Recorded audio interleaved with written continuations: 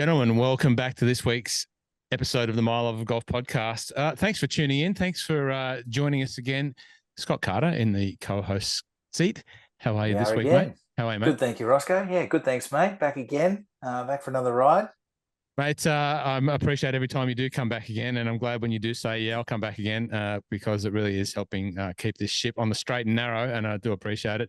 I'm sure you've got some golf stories of the week to tell the listeners who love following on your golf adventures. So we'll get back to that. But I do want to introduce our special guest co-host, our guest appearance, and one of Australia's great people in the golf industry, probably a name that you haven't heard of, but does great things for many of the businesses in the golf industry. It's Dan Bateup from Golf Business Australia. Dan Bateup, welcome to the My Love of Golf podcast. How are you, Dan? Good, mate. Thanks for having me. I really appreciate the opportunity to be here and talk about our great game with the viewers. And I've watched My Love of Golf or listened to My Love of Golf for quite a while now. And excited to get the call up and have a go as co-host tonight. Well, it was only a matter of time. It wasn't if, it was just when. And, you are an avid golf tour lover. It's the pointy end of the tour season, of course. We're into the FedEx playoff season there. So there's no one better to be talking to, because I know you're very, very attached to your golf. And so it's great to have you here. But more importantly, I mentioned there at the start that, the listeners who know the golf industry and all the personalities that float around the Australian golf industry might not know your name, but I said that you do a very, very special, provide a very special service in the golf industry. Tell us a little bit about Golf Business Australia. Tell us about yourself first, but tell us about Golf Business Australia and who you help and what you do. Yeah, sure. Thanks, mate. I appreciate that. Well, look, it's been an industry that I've been involved with for only a short amount of time compared to some, but we basically, like you said, we provide insurance solutions to the Australian golf industry. Been an insurance broker, general insurance broker, for going on 17 years now. And for 10 of those, I worked as an insurance broker and serviced a wide variety of industries, providing insurance solutions and advice to those industries. And it wasn't until I started to look at business opportunities that my mentor at the time suggested to maybe give golf and the golf industry some thought, and whether or not I wanted to specialize in providing my experience and expertise in insurance and apply that to golf. So we launched Golf Business Australia at the inaugural Golf Business Forum in 2016. That was run by Guy Chappell at Well Played Golf. And, it was the perfect platform to launch a business and get some exposure to the golf industry. Up until that stage, we were providing insurance cover to primarily golf clubs and golf courses. But after we attended the Golf Business Forum, we realized that the industry was much, much more vast, wider, broader. And we started to connect with different people in the industry. And I've got to say, I've never felt more embraced by an industry. It was just, from young to old, everyone was happy to take a phone call or have a coffee and talk about their business. And, thankfully it was a good transition, having that mutual love for the game of golf. And before you know it, we were proudly insuring and providing peace of mind to golf businesses from all walks of the game in Australia. So 7 years on, we're very proud to support the Australian golf industry with their insurance needs. Now we continue to grow, and we've just put on a young golf professional as a startup, someone that is doing what they can to make it on tour, and also giving them exposure to corporate golf in Australia. So we like to think we're giving back a little bit as well, but at the end of the day, it's about covering people's golf businesses and protecting their livelihood. We've done a great job in helping a lot of the businesses, but you've done also a great job in marketing your business. You've got a great newsletter, and it's not just about insurance and the importance of insurance for golf businesses, but you give a lot of information. And probably that's where you first popped up onto our radar, because you did a podcast, Australian golf podcast sort of ranking, and we were up there, and I really did appreciate it. And that's where we sort of connected from that moment on, and we've had a game of golf down. You see PK in the background there in the Zoom screen there. So that's where we had our first game of golf, and that was great fun. So yeah, it's a great marketing job that you do to, I guess, put some interest around the importance of insurance. Now, insurance, personally speaking, I insure a business, I insure 2 businesses and a house, and all the other things that we all insure. For many, it's like that time of the year when it's another bill, but it is so important.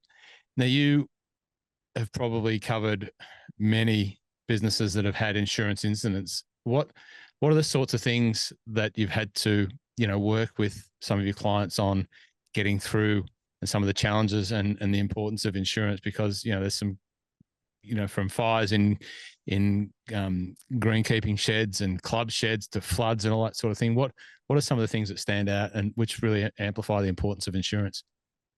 Yeah, that's right. Look, I'll be the first to admit it's not the sexiest subject, but it's a necessary evil, and everyone, has some form of insurance in their life. We make sure that the advice that we give at the time of placing the insurance is the right advice, and it's the right cover, because bad things happen, unforeseen things happen, and that's why we have insurance, in the event of. And it's basically, if someone is to assume that insurance is one of those things that it's just a facet of business that doesn't need the attention, well, you only got to look at the harsh Australian climate that we have. We've experienced bushfires, we've had floods and storms that have decimated golf clubs and businesses. So we recently ran a video, the golf bunker in Queensland. It's one of our key offerings is what we call the Golf Technology Insurance Scheme. So we provide insurance, an exclusive insurance package to businesses that utilize golf technology. I know we had Luke Elvey on a few episodes ago, and Luke spoke about his simulator business. So we insure upwards of 30, 40 simulator businesses across the country, but every golf business, every business has a specific risk profile. So we're providing to those businesses, what are the risk profiles, and what do we need to insure for say Zach Chipperfield at the golf bunker. And one day Zach called us early in the morning, and it's never a good call when it's early in the morning to an insurance broker, because it's typically something's happened. And look, Zach walked into his business. Actually, he was alerted to the flood inside his golf simulator business from a burst pipe in the property above. He was under a few inches of water. The simulators were cactus. And Zach's thinking, what do I do?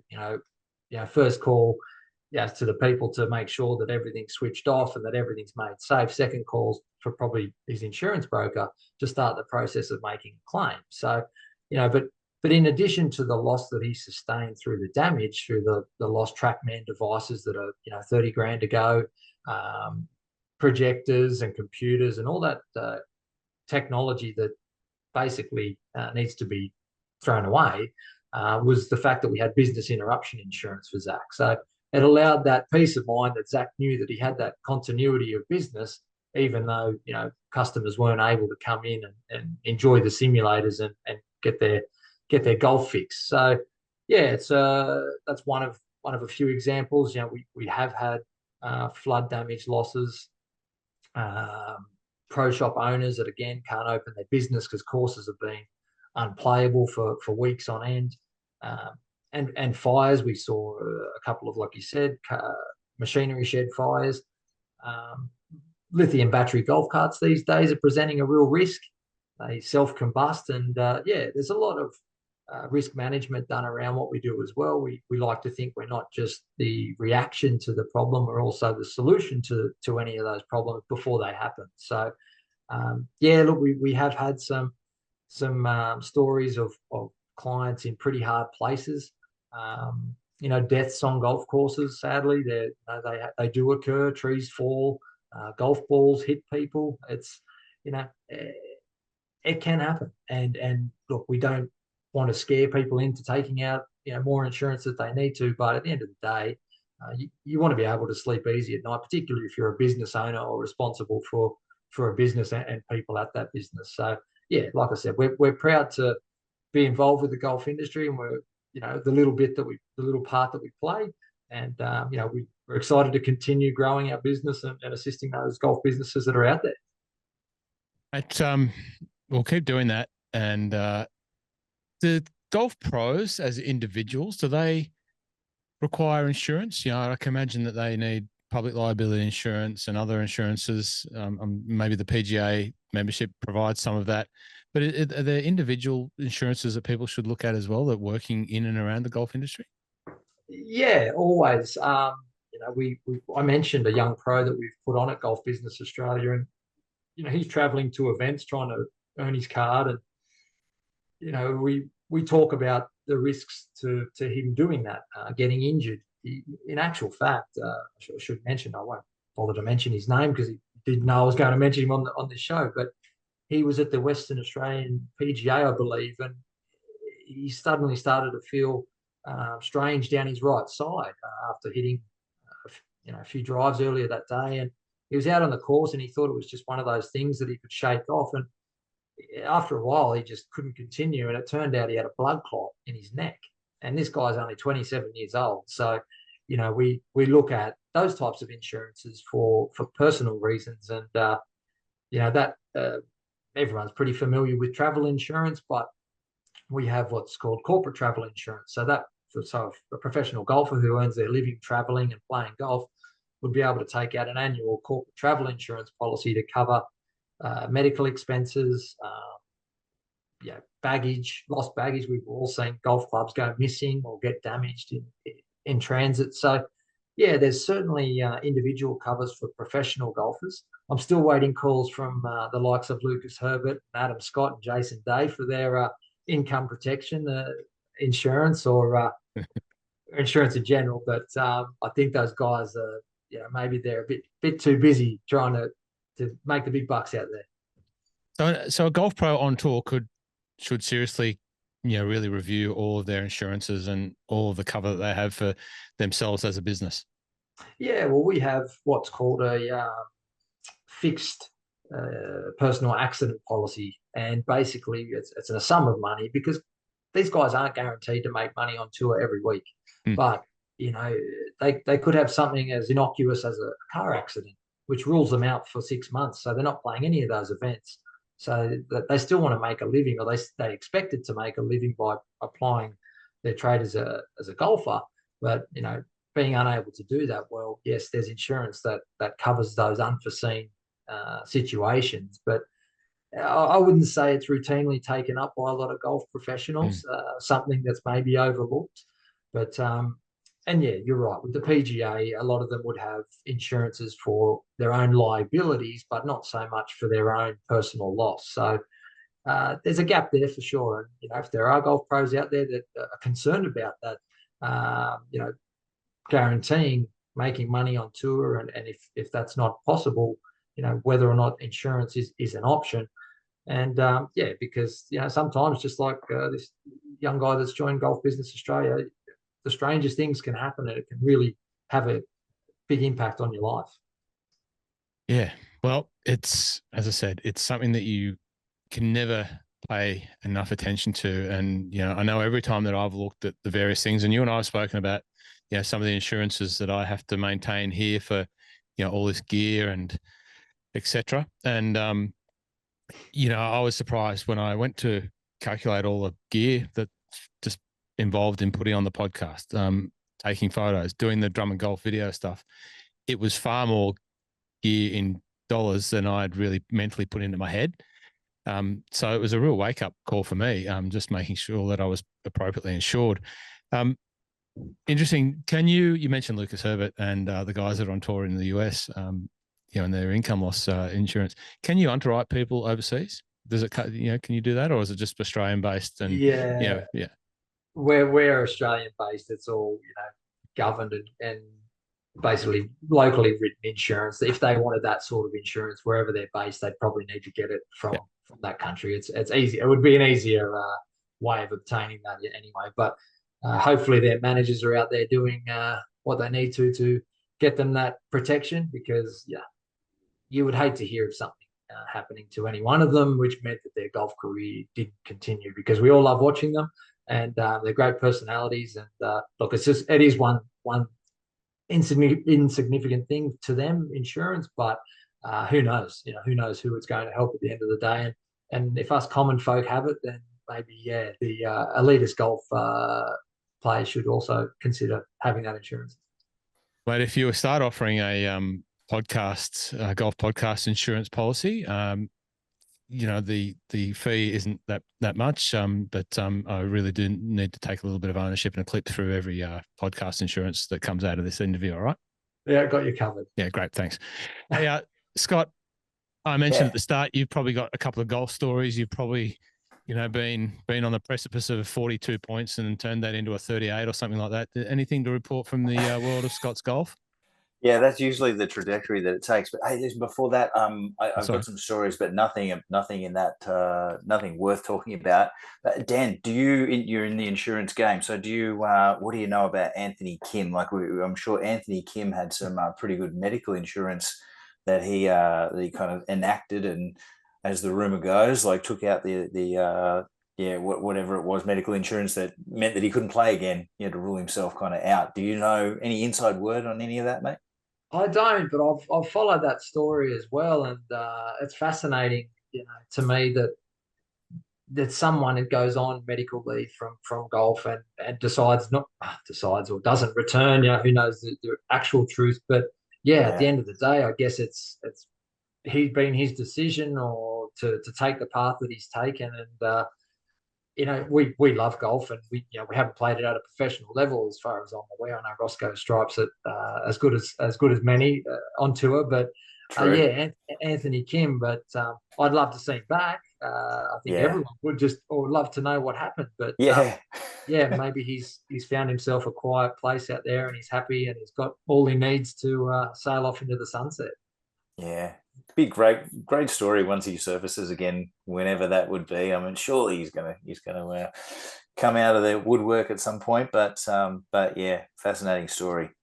Well, I can't remember. I can't remember the tour professional's name, but he did get a debilitating illness on the PGA Tour recently, and he tried to make a comeback.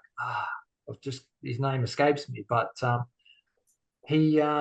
think he came back for one or two tournaments, and he went on some extreme diet. Did everything right. Yeah. Eric Anders Lang played golf with him and interviewed him, and I remember. I can't remember his name either. Yeah, but again, look, he never expected that, and he's no longer on the tour, and I'm not sure what he's doing with his life, but I'm hoping that he had some form of insurance so that when this came out, and illnesses, they don't discriminate, and sadly for this fellow, he's now not playing golf anymore, as far as I know. Yeah. Very good. Dan, we'll put the notes in the show notes and all that sort of thing, but where do people get in contact with you if they realise after listening to this that they are incredibly underinsured, and want to get in contact with you? Yeah, so it's www.golfbusinessaustralia.com.au or info@golfbusinessaustralia.com.au. Feel free to get in touch. How big or small the golf insurance matter. We insure individual golfers with golf carts at rural courses all the way through to some of Australia's biggest golf clubs and businesses providing things to our game. So yeah, please feel free to get in touch if you've got any questions about your club or your business's insurance if it relates to golf. Well, as you can tell, Dan is one of the most straight up and down golf mad people that you'll deal with. So you can highly recommend getting in touch with him. The service is great. He gets straight back to you. He gives you all the information you want. Whether you end up going through with it or not, you're well advised to seek out a golf specific quote there with Dan. But Dan, you're really here to give us this detailed information about sitting at home watching the tour, betting on the tour. You've got a couple of great stories. We'll go back to Scott for a second. Scott, you must have some golf story from the weekend, from last week's golf. It did play an interesting competition last Wednesday at Rossco. So it was a 2-ball Ambrose. So both tee off, picked the best shot, and both hit from best location. So that's always a bit of fun. Played it with a totally random guy, which can be fun or might not be fun, but he was a good guy. And what we had, I think we had even with the card off the stick. So which is nowhere near good enough in that kind of event, but with the high handicappers shooting kind of low 60s. But no, it was good fun. I enjoy a little kind of 2-ball Ambrose or 4-ball Ambrose every now and then. But yeah, we've had three team events in the last 4 weeks, I think it is, at the club. So it's a bit too kind of crammed for mine in terms of the scheduling, Rossco. But But yeah, no, out there tomorrow. Actually, another 4-ball team event. There we go. That's interesting because it's fairly random. I know the teams to me that the clubs sort of throw them in because like it almost like filling out a calendar. They go, oh, what can we put in there? Well, we haven't had a 2-person Ambrose or a scramble. Let's put that in. Oh yeah, great tick. And then it goes back to Stableford, stroke, par, Stableford, par, stroke, that sort of thing. And you end up playing these events at corporate events for, where you have a bogey on the last hole to lose the whole shooter, and then the person that invited you gets the shits with you because you didn't care that you finished second. And then I told you about that the other week. Yeah. And still salty about it, Rossco, aren't you? I'm not. It wasn't my fault. He didn't take my shot. I said I can hit this over the tree or around the tree as long as I can see the green. I think we've got a shot. And no, Rossco, we'll go back 40 metres back down there because old Bob's shot over there from the bunker where you can't see the green. These two blokes have been hitting snap hooks all day, and there's a tree on the right. I said, you got to snap hook it in front of the tree to miss the green on the left here. Yeah, no, this is better. No, I can't play that shot. Okay. Anyway, we lost. All he got was emails from us going, well, the second place prizes were better than the first place prizes anyway. So anyway, but you're right. 20. I think we had like 10 under or something like that, and 11 under won it. Dan, what about up where you play? Where do you remember at Monash? You remember at Monash? Monash Golf Club, yeah. How's Monash going up there? It's good. It's turned a corner recently. Had an AGM, members, they are the owners of golf clubs, and they demanded a few changes there. So they've turned a real corner. Look, the rain that we got here through, was it El Nino? It really smashed us in Sydney, I'm sure, on the eastern seaboard. But there was a lot of time there that the green stuff couldn't do much, and it got a bit long in the tooth, and when we did eventually have our AGM, it was like, right, we need to get this course back into its best condition, and it's been really good since. I play every Wednesday with some really talented golfers, and they play around the country, and they're proud to call Monash home. So looking forward to playing with a +2 and a +4 marker tomorrow, and probably just take my $20 like they do every other week. But it's going well. What do you play up, Dan? 4. Yep.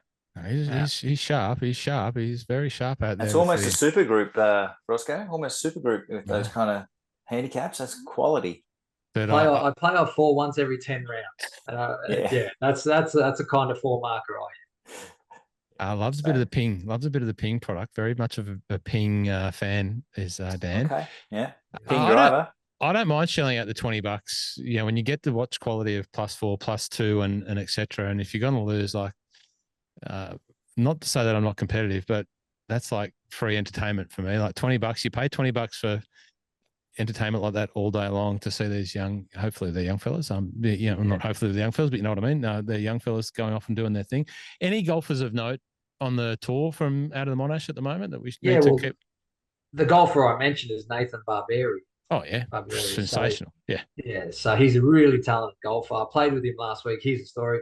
First tee shot, he drives at 1,000,000 miles, but he's hit this drive straight down the first, par 5, and the ball's gone, straight 300 meters, but the driver head went straight behind it about 50 meters, and he snapped it off, snapped the driver off at the bottom of the base of the club, and we're all looking around. He said, "Oh, at least it went straight 300 odd meters," and I said, "Yeah, but what are you going to do without your driver?" And he said, "Oh, I'll just hit 3-wood all day." And he proceeded to hit 3-wood all day and still shoot the lights. And, he said he's ordered a new Titleist. It'll be here in a couple of days. But he was most concerned about the shaft. It must have been one of these special shafts, Rossco, that I don't have access to. But he said they don't make them anymore. So he was hoping that it wasn't compromised.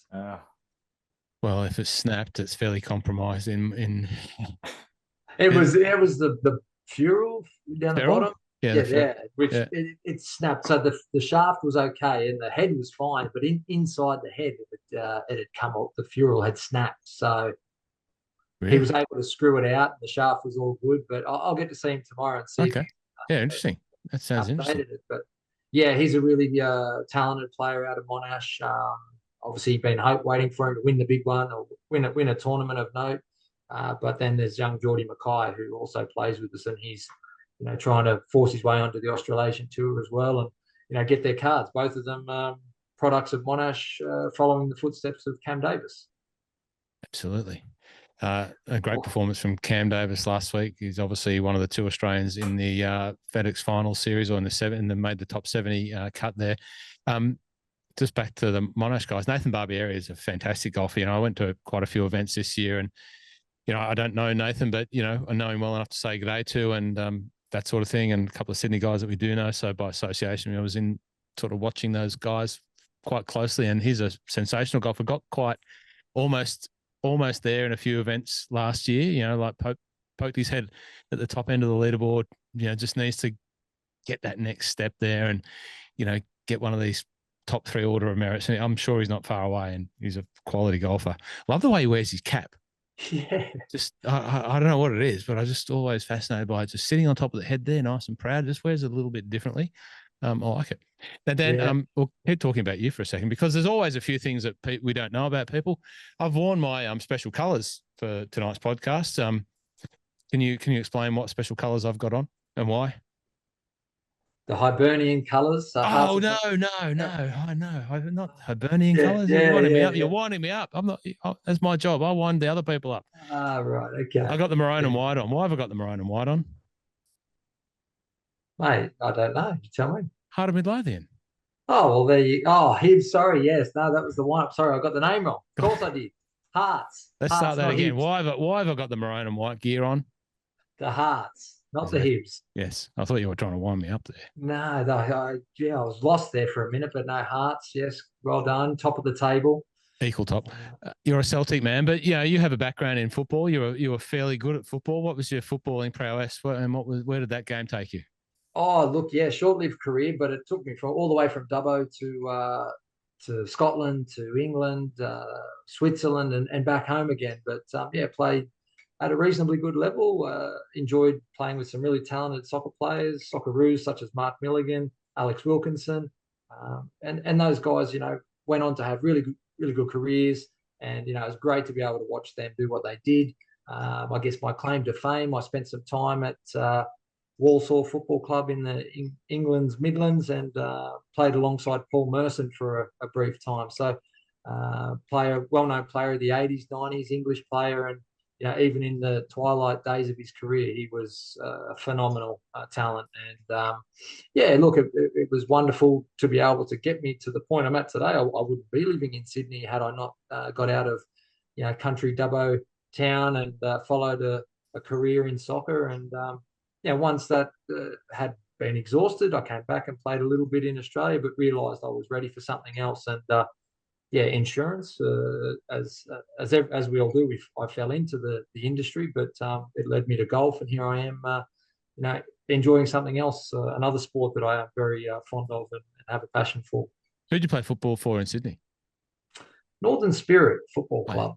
Yeah, back in the old NSL days. So I spent some time in the youth league there, and again, the likes of Craig Foster were there at the time. Robbie Slater, Graham Arnold. So it was all these people that are still involved with soccer, and it's great to watch. And I've been right into the Women's World Cup. I've seen a few matches with my family. So I certainly still enjoy soccer. It's one of those sports that will never leave me. But spend most of my time in the golf industry now. Favorite teams? Who do you follow in football?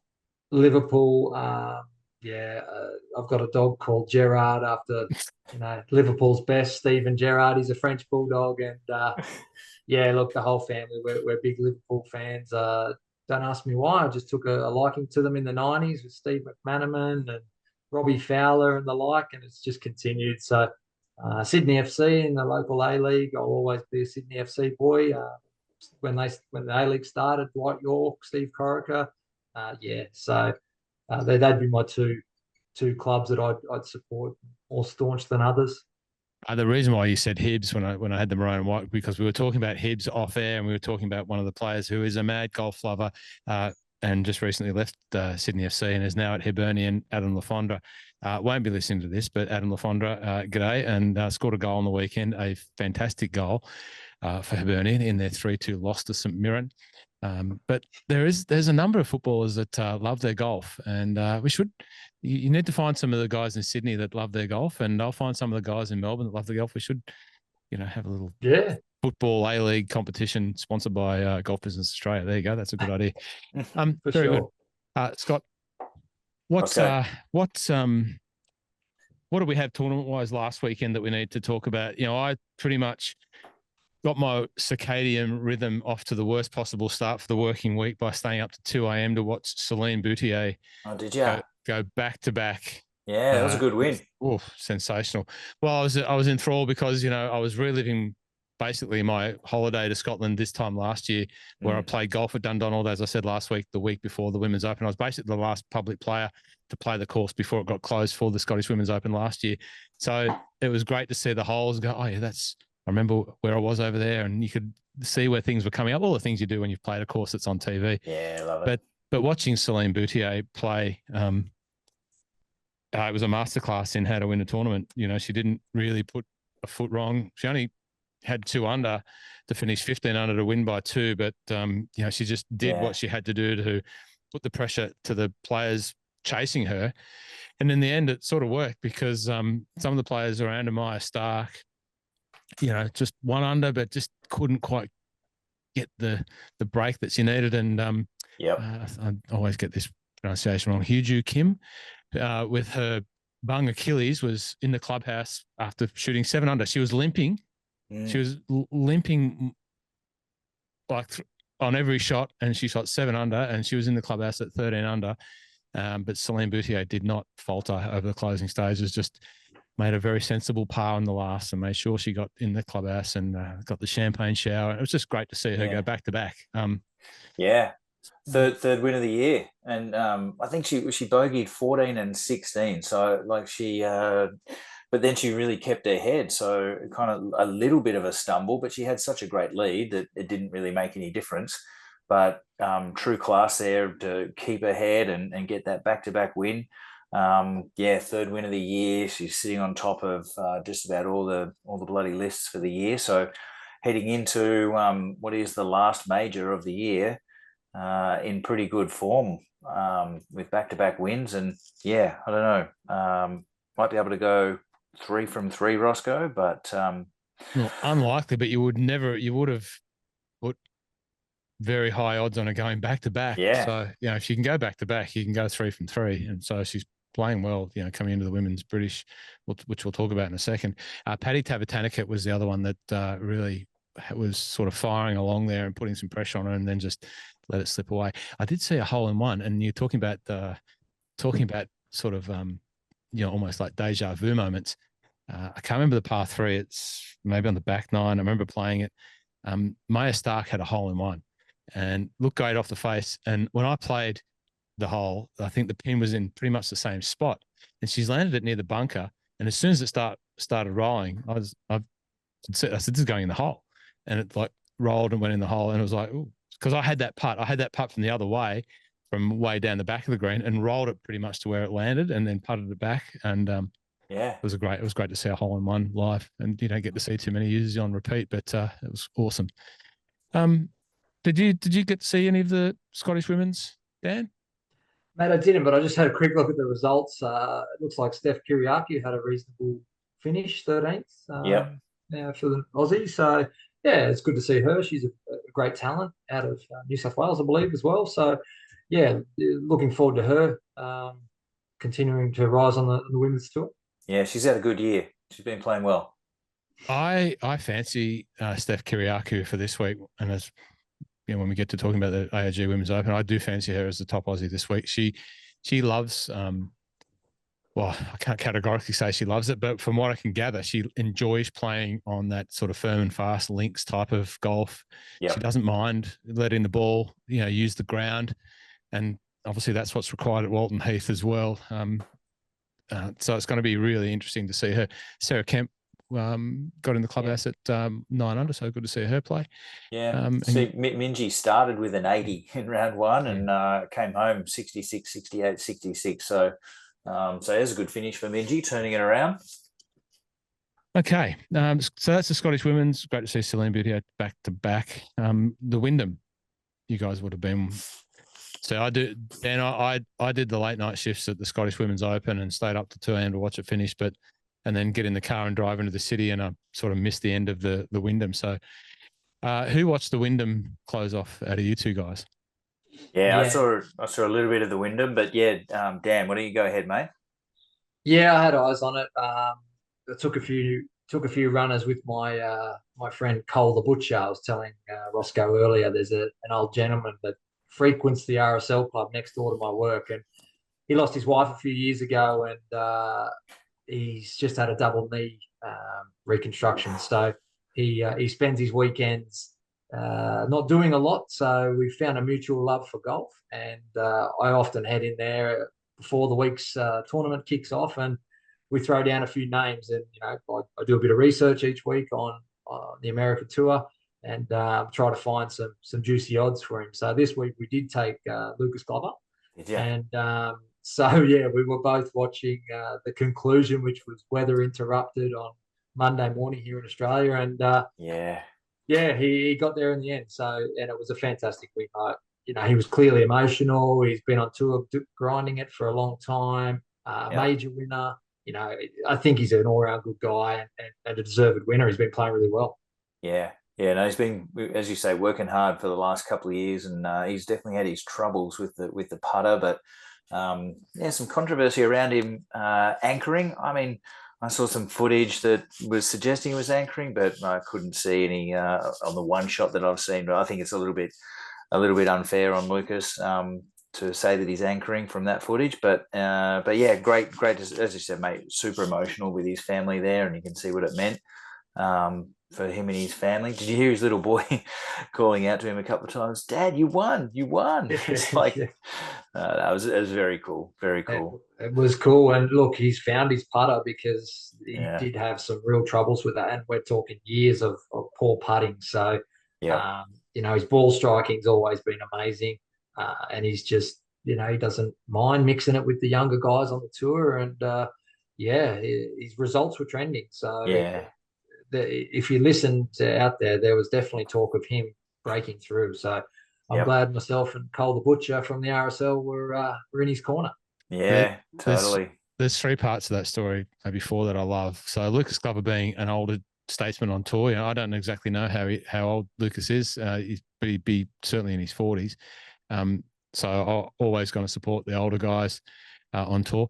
The fact that he's been struggling with his putting and he can then break through and get a win, I feel that my breakthrough win must be on the horizon. If Lucas Glover can battle with his putting for all those years and then still get a win into his 40s, well, hopefully my time will come soon. Not on tour, but down at Peninsula Kingswood in the back on the 18th, celebrating there and waving off to no one. Little fist pump. Yeah. But I think probably the most enjoyable part of that whole story is the Cole, the Butcher, and you and Cole at the is it the Avalon RSL? Avalon RSL, yeah. Avalon RSL. Like, tell me a better vision to have in your mind of sitting there, like Avalon RSL. If you're listening to this in the UK, the States, we've got a few people that listen to over there. Just think about Summer Bay. That's the basis of Avalon, is where Summer Bay really is. And sitting out, looking out over the bay at Avalon RSL with a schooner in your hand, talking about some golf, putting on a winning bet. How good is that? Cole, well done. Yeah, he's a great personality. Avalon's a pretty small community, but everyone knows Cole the Butcher from his days at the butcher shop. And he perches himself up on a chair and he watches the races during the day, but it's the golf on the weekend. And if I can bring a little bit of joy to his weekend, and particularly if he's got a runner that's in the hunt come Sunday, sort of we're sharing that love of golf, aren't we, Rossco?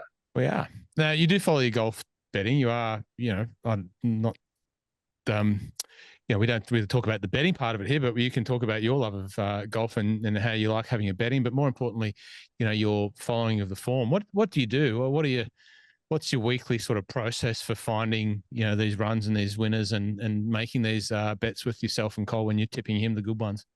Yeah, I'm just listening to the guys out there that are actually doing the work. I've like you mentioned earlier, we did a blog on the podcast that Golf Business Australia likes to watch each week or listen to each week. we've got our friends at the Tour Junkies that, regularly bring us, really cutting edge content, statistics, and, you just go with your gut feel at the end of the day. Like that, we do like to see the underdog get up, like the Lucas Glover, and the shorter guys, the favourites. It's never something, I don't know, maybe it's the Australian in me, but we do like to see the unfavoured players, break through and have that story for the back page. But look, it's my research into any golf betting form of golf fantasy. I played fantasy golf on the PGA website. I just enjoy that side of golf, and it gives me a greater interest in what's happening and if my players are doing well or not well. But it's certainly looking at, like, for instance, this week, distance isn't a premium at St. Jude. It's more about accuracy. So you sort of start to come down to those players that you think might benefit from the course, just like we do on Teepster. We all want to be up there with Rossco at the top of the Teepster board, but sadly for some, we're down below. But you want to find that golfer that no one else has sort of thought about to break through and get a win and shoot you up the board. So I guess it's just an interest and a passion trying to work out who is going to be that week's champion golfer. Do you have an interesting story, like a multi that's come off where, anything like that? Usually, those that like to gamble always have some sort of interesting story. Mate, my only interesting gambling story was Melbourne Cup. I think it was Maccabi Diva's last run, and I was given by my boss at the time a mystery trifecta, and all of my numbers came in, and with the money that I won, I went out and I bought myself a set of Ben Hogan golf clubs that I'd always seen in the Dubbo Golf Club pro shop. There was a poster on the wall. I said, when I get the funds together, I want to buy myself those golf clubs. So I guess that's my betting and golf-related story. So Love it. put it to good use. Yeah, all that chat of betting and people doing the work on the data and everything, Rossco, it'd be remiss of us not to shout out Mike Caridi in this section and say, hey, and I also want to know, Dan, have you been missing the data lake? Or, I mean, I know that there's access to the data lake now and what Mike's doing, and we wish him all the best with that, and it's been good content. But do you miss the data lake, Dan? Yeah, look, I miss any content that I used to get for nothing on the podcasts that I watch. And Mike and I, we've been mates, and we actually met through one of the podcast chat forums, and it led me to my love of golf. And he's doing his thing now, and I'm gonna take a look at it and support it. He's a great guy, and I'll definitely be looking at the data lake somewhere elsewhere, but it'll be definitely something I factor into my week each week. Yeah. You're gonna get me all upset, guys. But Mike he's got the 3-putt what's the 3-putt par podcast. 3-putt par podcast. 3-putt podcast. You can send him an email. Check it out over there. You can get it wherever you get your podcasts. He's into his 3rd or 4th episode. Yeah. He's got a guest mug punter on every week, and he has the process there where the mug gets 3 tips, and then he can't have the same tips, obviously. He's got to take 3 tips, and then if his tips are better than the others, if he loses, might put some money in for Lifeline, which is a great initiative. But if you send him an email, he'll send you out all of his computations and data lake resource there, so you can get that if you do like to have a bet on the golf. And I've been listening to Mike. He had one of my former colleagues on from Drummond Golf there as his co-host guest this week. So did he? It's good. Yeah, no, he's going well. Just finishing off on the Wyndham. Obviously, for Australian golfers, the chat was around Adam Scott. He was in, he was out, he was in, he was out. Ultimately, he was out. Missed by like a place or something like that. Maybe a shot or something, wasn't it? Like him and JT were on the same score. Like I think, maybe a stroke or something would have got him there. It was, he fought hard though. Like, was it his 3rd round? It was a bit average, but I think he had, what did he go, 7 under or something in round 4 to come home strong. So just missed out, unfortunately. And so, Rossco, that leaves the only man standing to still have a perfect record with the playoffs. is Matt Kuchar. Steam shovel. Oh, there you go. Yeah. Yep. And Adam Scott. I think he handled it pretty well. And it was reported that he, obviously I don't think he said that he was happy. Well, maybe he did say in a sort of way that he was happy about it because, it gives him an opportunity to reassess what he needs to do to be better next year. And, they're the sorts of positive, vibes that you want to see and hear coming from, great players. He did say something that, where, and this was what I read, so I didn't hear it from his mouth, but it read as like, wherever I end up playing or whatever tour I'm playing on or something to that respect. Did anyone else pick up on that? Did you guys pick up on that? No. Yeah, maybe I shouldn't talk about it too much, but I definitely read this quote that was like, it'll help me for next year, whatever tour that I'm playing, wherever I'm playing. I just thought, hang on, is there something more in that? Because he's currently a spokesperson for the He's on the pack. players. Yeah. He's on the pack, yeah.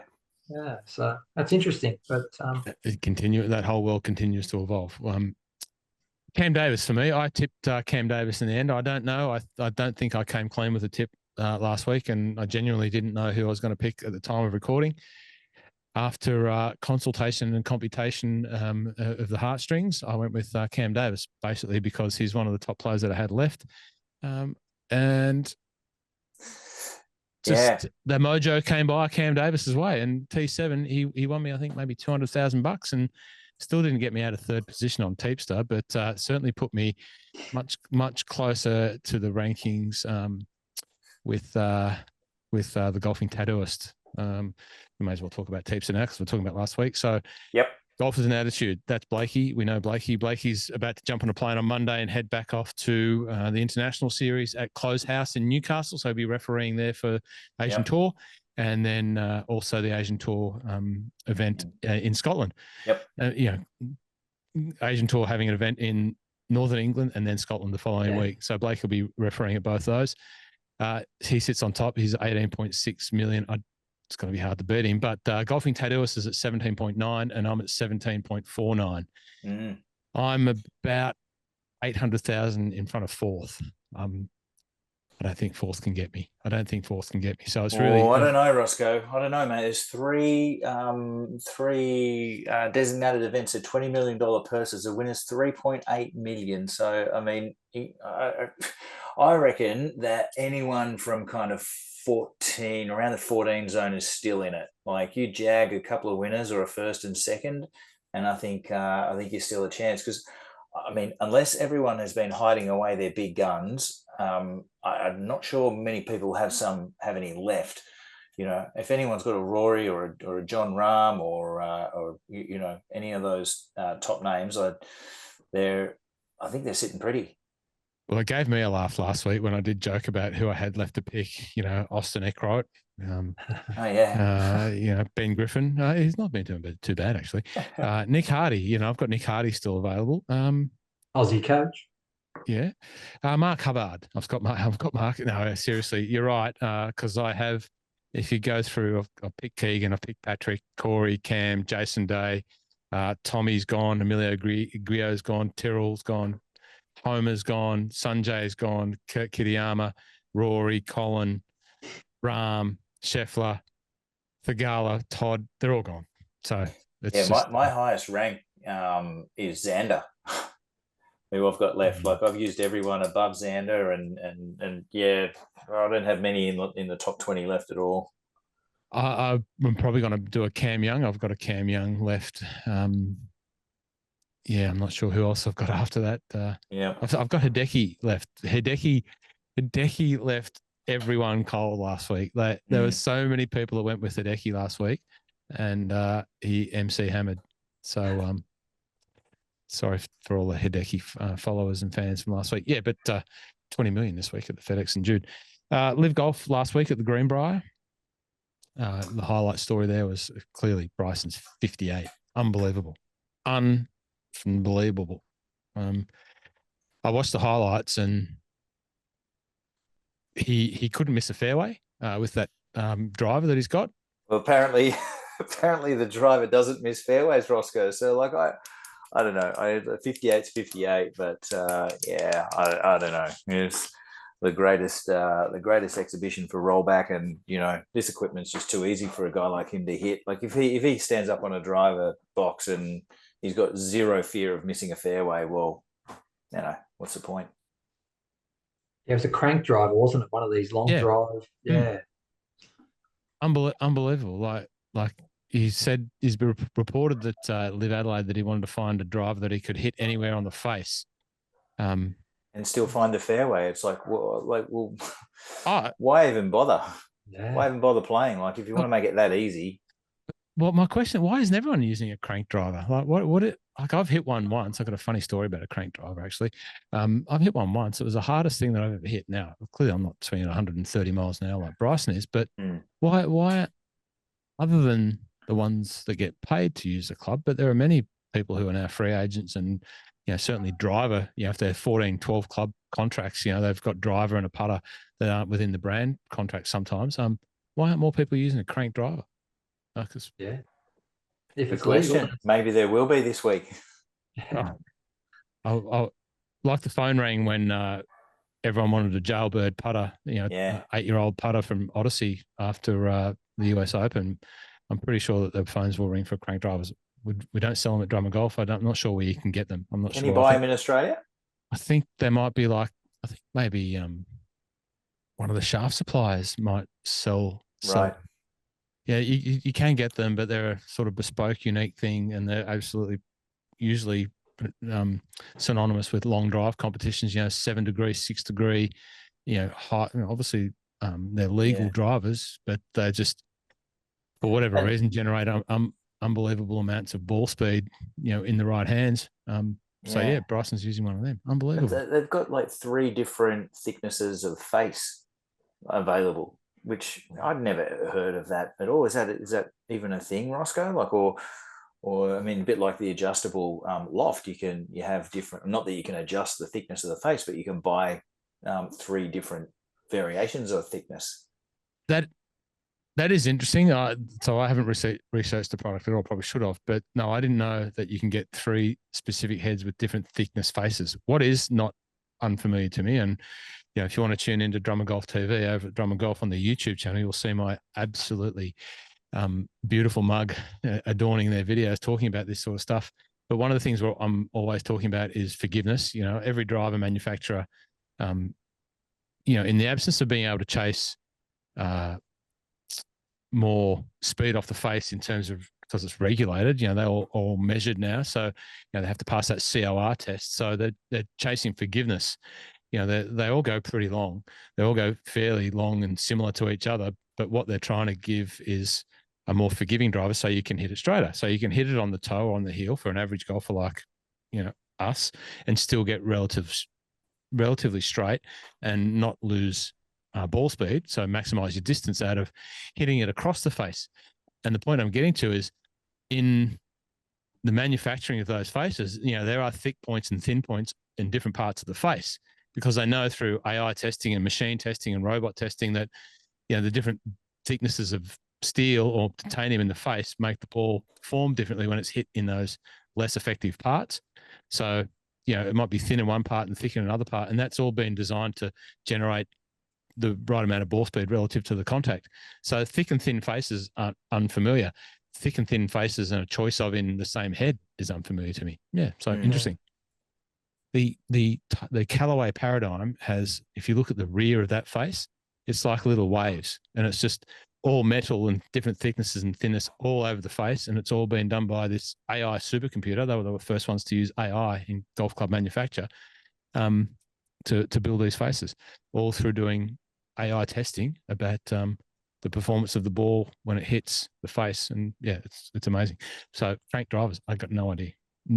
Yeah. But 58, regardless of the driver and how far it's going and how straight you can and how much you can't miss, you've still got to shoot 58. And it was pretty with a bogey. Yeah. In the wet. Yeah. Yeah. His putt on 18 was special. The certain angles of that was like, wow, it's up and down and around and just beeline straight in the hole. It was good. He's a polarizing character, and love him or not, 58, he's always going to have it now. So it's something that he can hang his hat on. Question to you two fellas, Rocket, who fan of the podcast and, you know, helped me get this whole co-hosting thing off the ground, you know, had a love-hate with relationship with Bryson. You know, he challenged his university qualifications and he challenged everything that Bryson did, and that's pretty widely known amongst the cohort. But has Bryson mellowed?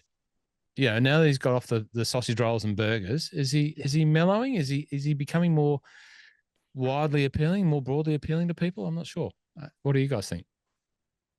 Here you go, Scott. Yeah, you've got a take on that. I think he's mellowed. He still says some dumb stuff, but yeah, like he's not. He doesn't seem to be as out there as he used to be. And look, that also could be just from not being in front of the camera every second week or every week. Like we don't see him as often, so maybe he's not having as many opportunities to say dumb stuff or do Bryson things. But yeah, I don't know. I guess maybe he has mellowed a bit.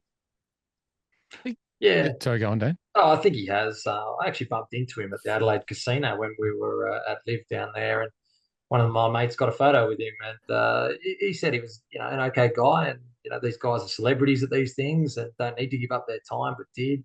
Remember the throwback to his hat when he first joined the tour?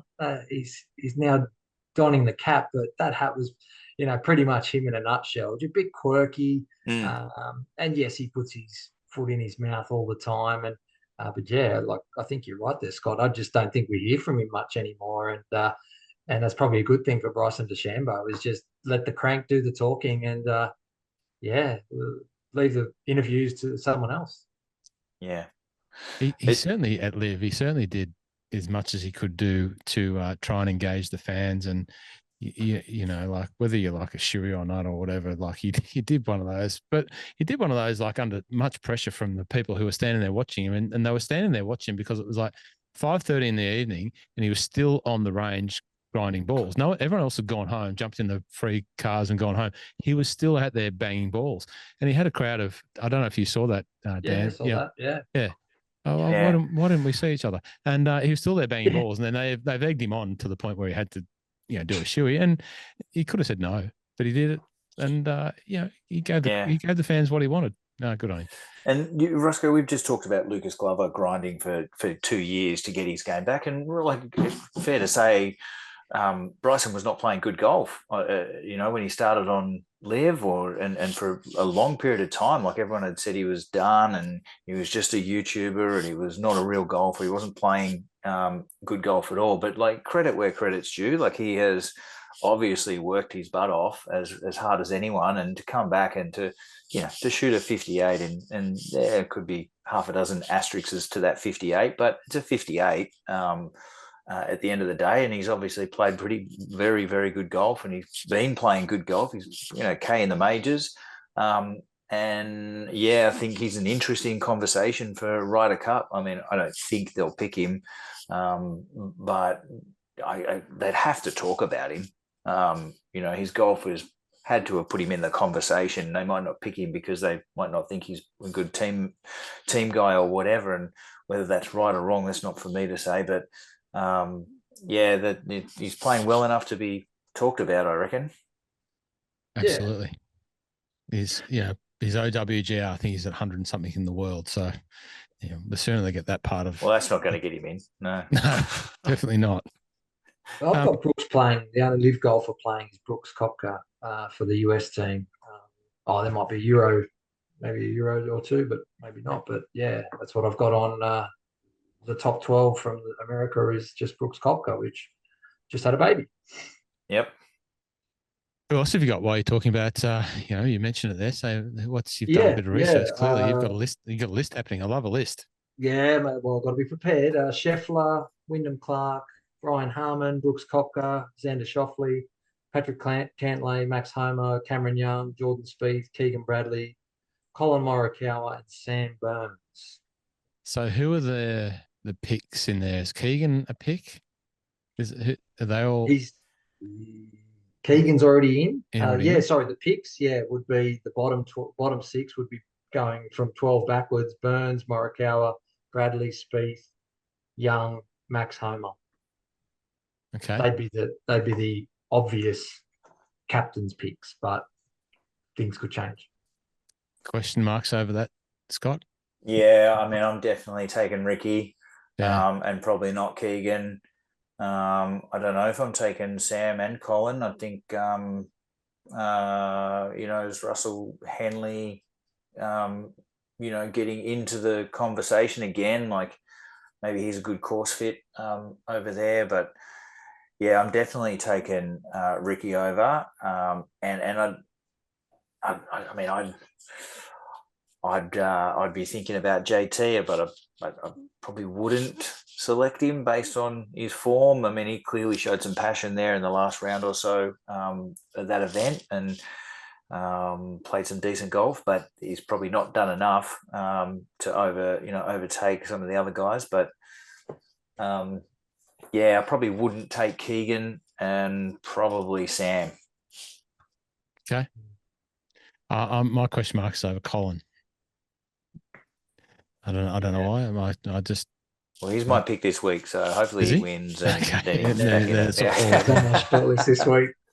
Actually, no, sorry, that's not right. That's like the third week in a row I've said something about my tips that he's just not right. Like my tip is Xander, just for the record. Okay, well, because I've already used Colin. Well, we'll talk about that.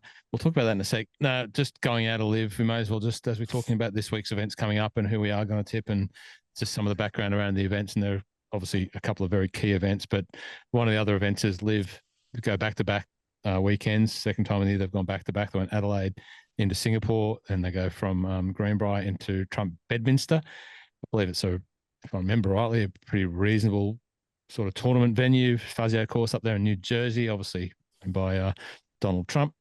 We picked Torquay last week as our team. I'm pretty sure we did. Any thoughts around this week? You want to have a guess at who you might think be the live Trump cards? No pun intended. Come on, someone's got to pick a winner. You go, Dan. You go. I think Bryson's team will win. His form will continue, and they'll win. The Crushers. So you're going Bryson into the Crushers. So you're going a Bryson team win. Okay, I like that. Yep. Yeah. I don't know. I can just see like Trump and Bryson hand on the trophy at Trump Bedminster. Could be a better ad for live, I don't reckon. Oh dear. Rocket would have it. Wouldn't Rocket be having a field day right now? He's up there in Queensland. Hey, okay. Well, I'll go with Bryson as well. But just on that, it's getting to the pointy end of the live season. Obviously, Asian Tour season. There's a few more international events. There's 3 players here that, on the cusp of, being in not on the cusp. They're in the relegation zone. Our very own Jed Morgan, Siwon Kim, and the interesting one is Chase Koepka. Is Brooks going to have to relegate his own brother, or his own brother was going to be relegated by the system? Is that going to sit in the Koepka household at Christmas, Thanksgiving dinner?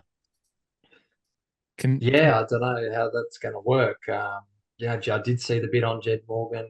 Great guy, very talented golfer, but as we've seen on every tour, it's the fine margins that,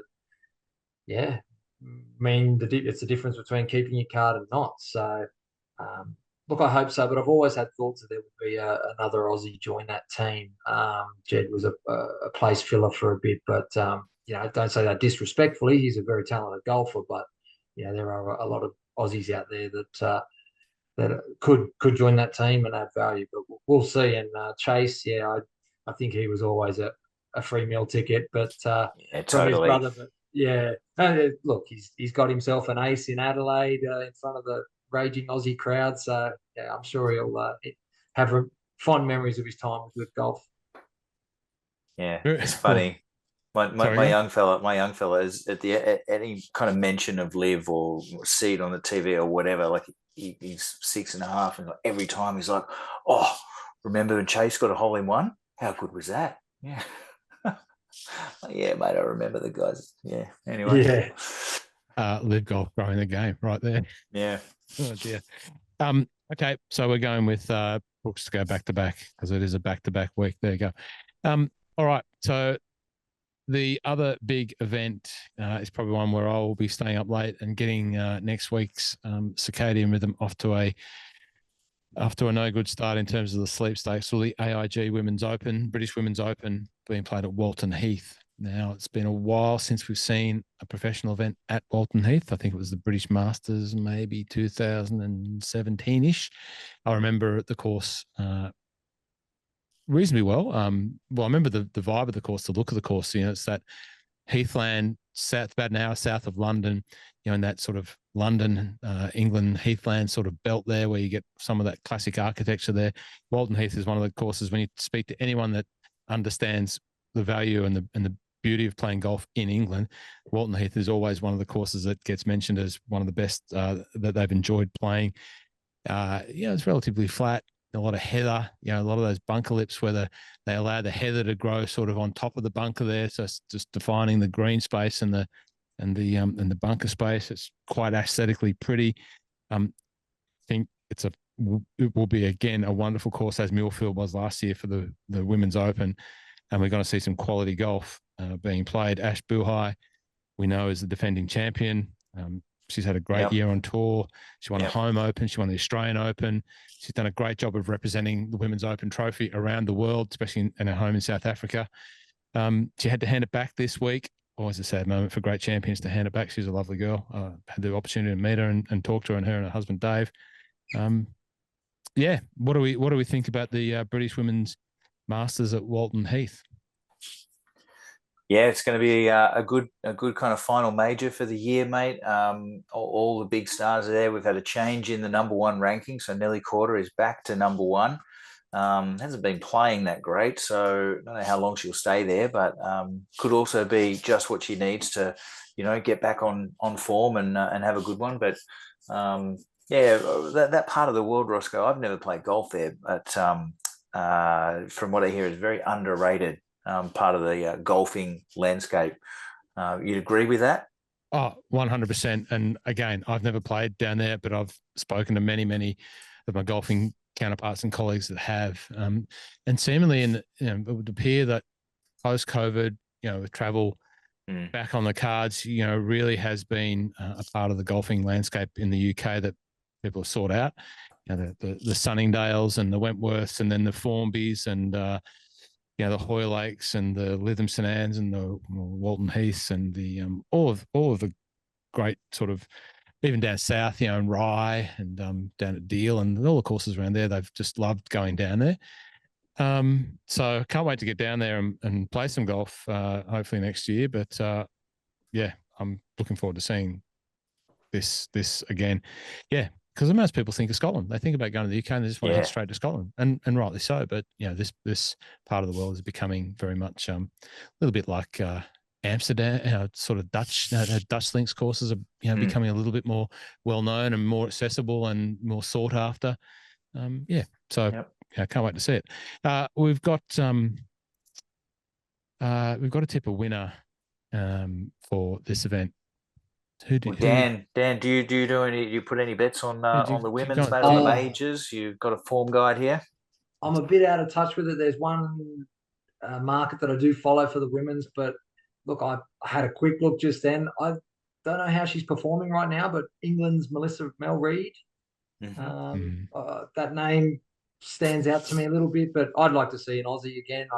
Minjee would be fantastic if she was coming good last week. I saw that she was pretty favoured last week. I think her odds were 14-1. So I'd like to see Minjee contest. That would be probably my next bet, if not a local, Mel Reid. Scott, we've been trying to will a win for Minjee the last couple of months, haven't we, Rossco? So hopefully it happens this week. I'm going to go with. I think you had a really good go at the pronunciation earlier, Rossco, but I'm going to have a go with Hui Yu Kim. She's been playing pretty good golf. She had second place last week to Celine. So, and she's gotten second place, T20, T6, T20, and then fifth second. So she's I don't know. She's looks like she's having a pretty good year, and it could trend up to a win in the last major. Okay, I don't mind that. I'm going to pick. I'm going to pick Maya Stark. I'm going to pick Maya Stark. She showed me something at the Scottish Women's. She looked like she had a bit of fire in the belly. She wasn't happy with her last round, and some of the things that she made probably mistakes on. She's learnt from that, I would say. But I like Maya Stark, girl from Sweden. She looks like she could win something at some stage at a high level, and I'm going to go with Maya Stark as an international winner. Top Aussie for me. I'm going to stick with Steph Kyriakou. Yeah, I'm going to stick with Steph, and hopefully she can get it done. And congratulations to Kelsey Bennett too, by the way, for finishing T8th in final qualifying, which was held on Monday at Hankley Common. Mm-hmm. Unfortunately, my very good friend Gabrielle McDonald did not qualify. She drove down there from Edinburgh. She had +4 and finished T69th, but hopefully Gabrielle can get her game back on track. She's had a tough couple of years, but well done to Kelsey Bennett for qualifying and teeing it up in the Women's Open. It's going to be a great one to watch. And if you've got any tips out there, whoever is listening at this stage, please let us know. Okay, FedEx St. Jude. We sort of talked a little bit about this. We've got down to the top 70, not top 125 anymore. No, big 70. change for the year. Yep. So that rustled a few feathers, but no, top 70, and then the top 50 go through to the next week. But so points are quadrupled this week, Rossco. So big reward for some high finishes, and I'm sure everyone's going to try and get that kind of high finish to put themselves in a good spot for the next couple of tournaments. But it's the second time this course has hosted a playoff event. First time last year, so tons of water on this track, mate. Lots of water. That 18th, if you remember, is a big kind of par 4 dogleg left, with water all the way up the left-hand side. So that could make for some interesting finishes. We've got an island green on the 11th as well. So I think I read earlier that Siwoo Kim made a 13 on that in 2021. So I don't think he's tons of water for them to navigate. Past 70 should be pretty low scoring. I did like the reference to the different stats there that Dan was talking about earlier, and how he was going about picking a winner. So that should be good. Tennessee. Dan, you're the form guide follower. What's your rundown? Yeah, look, with what I've seen and heard of the course, and a few of the experts out there, like I said, accuracy is the premium this week. There's lots of water in play. If the wind gets up, it's another thing these guys do. They check weather patterns and make sure that if there's a wave advantage, who you're looking at, whether it's morning or afternoon tee times. But I really like Sam Burns this week. He was runner-up here last year. Bermuda Burns, and his iron play at the moment is trending. So not your obvious choice. I wouldn't think. There's some sort of hotter players out there, but I've got a feeling Burns is going to show up this week. I also penciled down Morikawa, Fitzy, Tommy Fleetwood, and Tyrrell Hatton. But between Burns and Morikawa, they're probably my favourite two this week. And you have those in Teepster, mate, or no? I'm happy to put either of them in tips. I do have them, because I've got tips in. Yeah. So look, I will put Burns in, and hopefully I'll get up to top 20 maybe if he jags a win. Yeah. Interesting. Okay. Bermuda Burns. So, what's the background on why he's called Bermuda Burns? He's obviously performs well on the Bermuda green grass. Is that what you're saying there? Yeah, like the data lake, they run the stats on players on certain green surfaces, and Burns' number one surface is Bermuda, and he just outperforms everyone else. Not to say that he has to still have a week with the putter, but and every other shot in his bag. But if he can find the putter on his favoured Bermuda, then he's half the battle's won. So we'll see. It's like I said, it's not the obvious picks of Rory McIlroy and some of the Rahms and Schefflers, but I don't think any week you can be certain that any one of those players is going to take it down when when you start to sit back and look at what is actually, what determines a winner.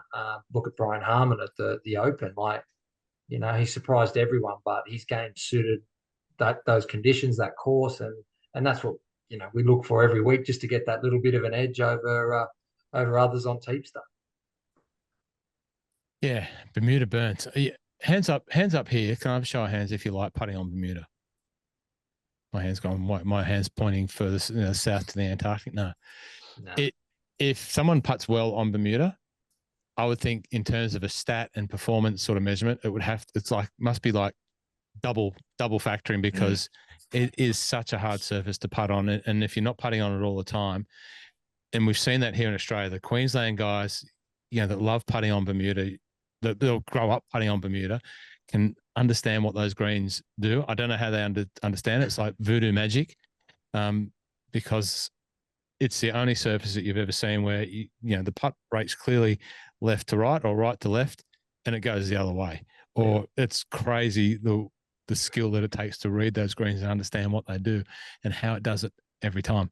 So yeah, I reckon that's a double factoring of performance if you've played and putted well on Bermuda greens. So Sam Burns might be a good shout. And I think last week might have been Bermuda, from what I might have heard today, that Glover, putted well on Bermuda, and he might continue with the hot hand and go on with it. But to win back to back on the PGA Tour, and I think he's probably a bit relieved more than anything to get that monkey off his back. But also pretty cooked after that, wouldn't he? Yeah. I think so. Yeah, I'm not going with that narrative that he continues to outperform himself. I think the relief's just gonna for him to have his card secured now is a job done. Yeah. Well, we've got two Aussies, Cam Davis and Jason Day. Cam Davis, I think, finished T5 here last year, so he obviously doesn't mind the track from that stat, basically. So it would go well. Jason Day having a resurgence of a year. Interesting. I'm not sure who I'm going to tip. I don't want to be the non-tipping tipper. I don't want to be the fence-sitting tipper.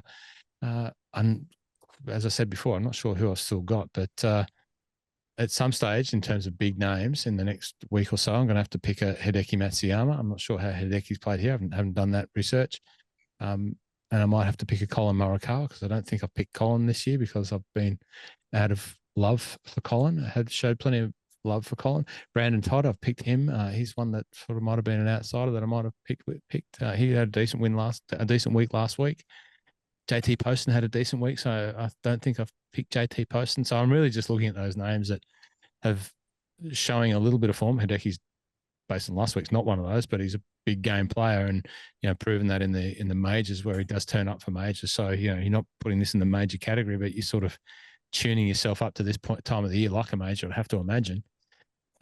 So yeah, I'm probably going to reserve my judgment for one of those guys that I've just mentioned there. That was a long list, Rossco. That's can you shorten it down to a couple or no? No, we don't promise anyone. You just named the whole bloody field, mate. No, I said JT Post, and I said Hideki Matsuyama. I said who else did I say? I said not Brandon Todd, because I picked him. So and maybe a Sam Burns. I don't think I picked a Sam Burns, so I like the Bermuda Burns. So I've got three. I'm nailing down to three. Okay. Down to three. Now, mate, you said there's only two Aussies in the field. I wonder if that is the least number of Aussies that have made the playoffs in some time. And there's been a few changes, 125 down to 70, and then also Leash and Cam were at least in the playoffs last year. They're obviously not this year, but yeah, only two in there. How do we feel about that?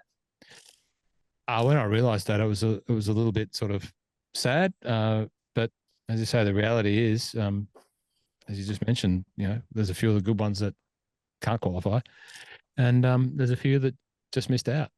So, yep.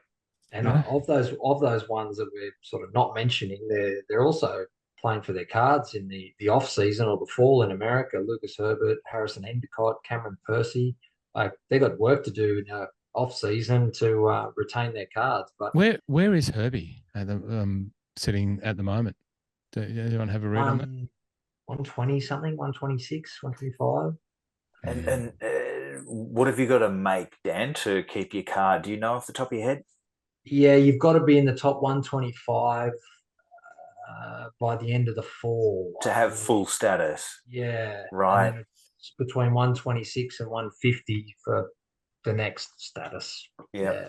So I was just looking at the Aussies to make sure that these guys got to go around again next year. But Lucas is 10th in the race to Dubai, so the top 10 in that automatically qualify. So he might turn his focus to that if there's still, that might be his avenue. But look, I'm sure I'm missing something, and he's sitting at home thinking, I've got plenty of time to do what I need to do to get back my car, my full status. So, but yeah, just names that I noted that were outside key numbers.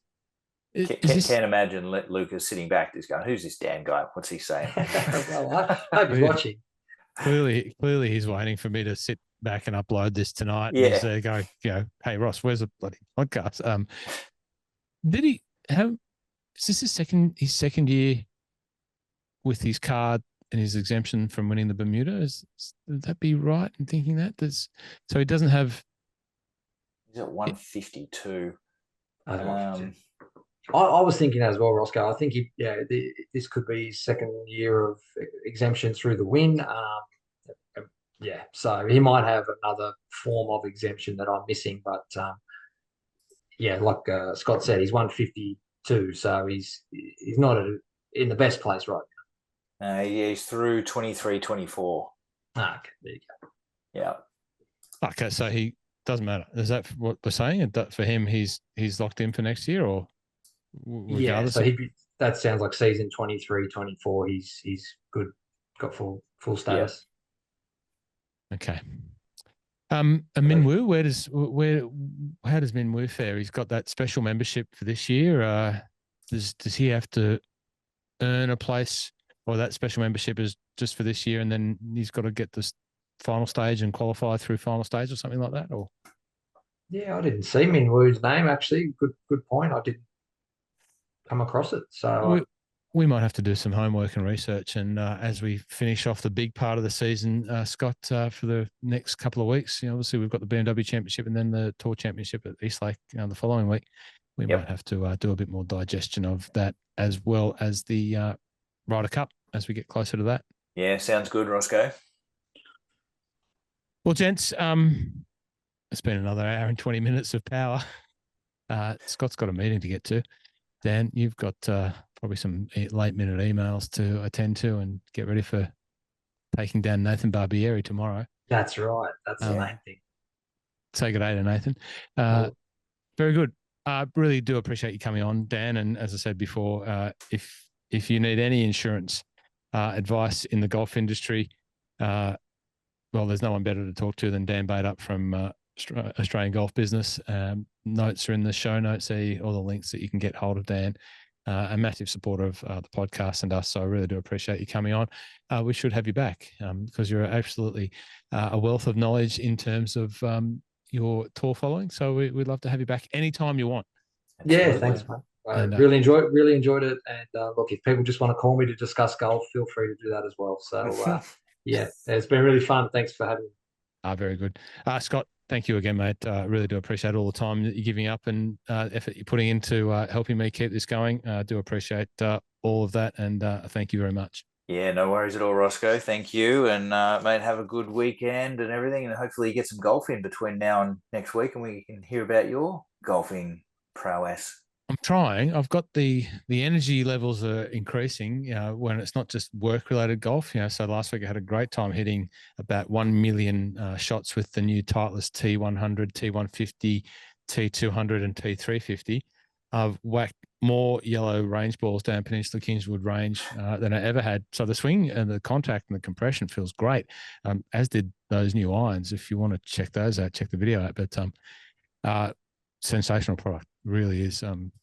Scott, you need some new T150s? I'm good with my P770s, mate. Thank you. Okay, no problems. Yeah. Dan, you're like who's the most ping man on tour?